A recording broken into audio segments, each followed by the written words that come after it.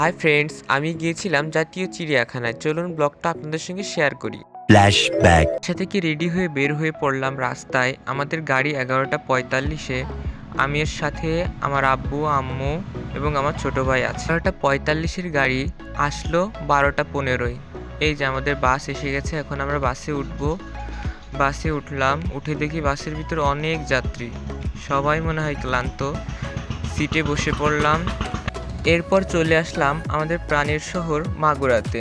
আমাদের বাসে ওঠার কথা ছিল মাগুরা টার্মিনাল থেকে। এই যে আমাদের মাগুরা টার্মিনাল, কিন্তু আমরা বাস কন্ট্রাক্টরের নাম্বার নিয়ে যোগাযোগ করে আমরা আমাদের বাজার থেকে উঠেছিলাম, কাটাখালী বাজার থেকে। এরপর গাড়ি চলতে চলতে চলে আসলো মাগুরা কামারখালী ব্রিজ। মাগুরার দর্শনীয় স্থানগুলোর কথা মনে পড়লে আগে আসবেই কামারখালী ব্রিজের নাম। এখানে চর পড়েছিল, দেখতে অনেক সুন্দর লাগছিল। এরপর চলে আসলাম ভাঙায়। নামটা ভাঙা হলেও আসলে এখানে কোথাও কিছু ভাঙা নাই।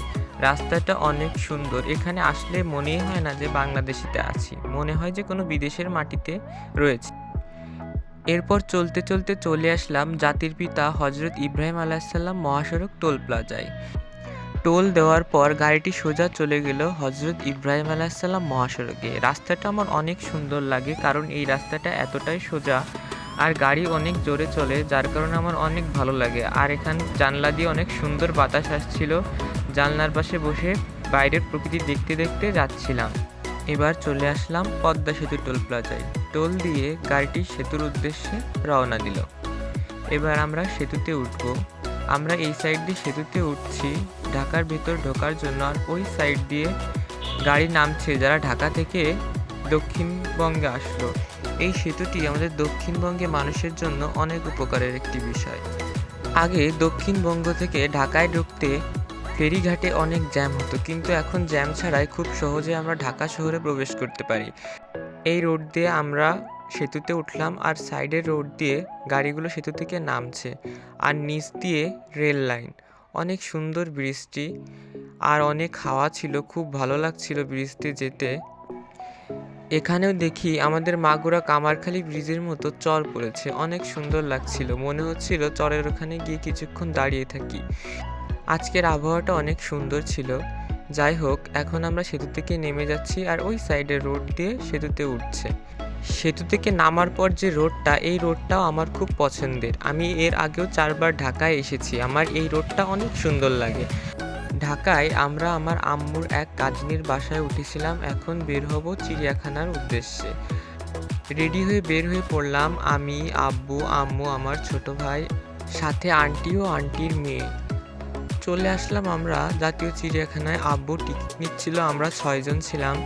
এরপর ঢুকে পড়লাম আমরা চিড়িয়াখানায়, হাঁটতেছি। চিড়িয়াখানায় ঢুকতে প্রথমে দেখা পেল হরিণের, কিন্তু এখানে একটা হরিণ ছিল, ওই যে ওইখানে অনেকগুলো হরিণ। তারপর আবার হাঁটা শুরু করলাম অন্য প্রাণীর উদ্দেশ্যে। এরপর এসেই বনের রাজার সঙ্গে দেখা হয়ে গেল, গর্জন করতেছিল আর ঘুরতেছিল। এবার দেখা মিলল রয়্যাল বেঙ্গল টাইগার মানে বাঘ মামার সঙ্গে। এই পাশের খাঁচায় আর একটা বাঘ মাংসের টুকরো মুখে নিয়ে হাঁটছিল, আর একটা শুয়েছিল। এরপর চলে আসলাম কালো ভাল্লুক, তারপর জিরাফ, আরও অনেক কিছু দেখেছিলাম। জিরাফগুলো অনেক লম্বা, এদের ঘাড়গুলো অনেক লম্বা। এবার এগুলো হচ্ছে ইমু পাখি, অনেক সুন্দর লাগছিল পাখিগুলোকে। এবার চলে আসলাম জেব্রা। জেব্রাগুলো আমি প্রথম দেখলাম, এর আগে কোনোদিন দেখি নাই। এই যে কুমির, কুমির অবশ্যই সুন্দরবন গিয়ে আমি আগেও দেখেছি। এবার চলে আসলাম মরুভূমির জাহাজ মানে উট দেখতে। এবার চলে আসলাম শকুন দেখতে। আব্বু বলছিল আগে নাকি আমাদের এলাকায় অনেক শকুন দেখা যেত, কিন্তু এখন দেখা যায় না। এবার চলে আসলাম হাতি দেখতে। হাতির পায়ে শিকল দিয়ে বাঁধা ছিল। এবার দেখতে এলাম গন্ডার। আগে কাউকে মারলে যদি সে ব্যথা না পাইতো, তাকে বলা হতো গন্ডারের চামড়া নাকি তোর। এরপর চলে আসলাম ভোঁদর দেখতে। ভোঁদরগুলো মাছ ধরছিল আর খাচ্ছিল, অনেক সুন্দর লাগছিল, এটাতেই বেশি মজা পেয়েছি। এরপর চলে আসলাম কচ্ছপ। তারপর এখানে সাপ, অজগর সাপ, অনেক বড়, মুখ দিয়ে খাঁচার সাইড দিয়ে মানুষ দেখছিল। আর 10 টাকা টিকিট কেটে চলে আসলাম মিউজিয়ামে। এখানে একটি কচ্ছপ ছিল মমি করা, আরও অনেক প্রাণীর বাচ্চা এই জারে মমি করে রাখা। এই যে এখানে অনেক ধরনের মাছ, এটা হচ্ছে কুমির মাছ, এরকম অনেক ধরনের মাছ দেখলাম। এবার চলে আসলাম ময়ূর দেখতে। ময়ূরের পেখম মেলা দেখার অনেক ইচ্ছে ছিল, কিন্তু দেখতে পারলাম না। এখন আমরা বের হয়ে যাচ্ছি, কারণ আন্টি আর আন্টির মেয়ে অনেক অসুস্থ, তাই তাদের নিয়ে এখনই বাসায় যেতে হবে।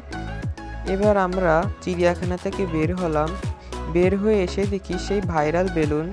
ভাইয়া বলছিল, ভাইয়া বেলুন নেবেন? তা আমি বললাম, না, আমার বেলুন দেওয়ার কোনো মানুষ নাই। আজ এই পর্যন্তই। ভালো থাকবেন সবাই। খোদা হাফেজ। দেখা হবে পরবর্তী ব্লগে।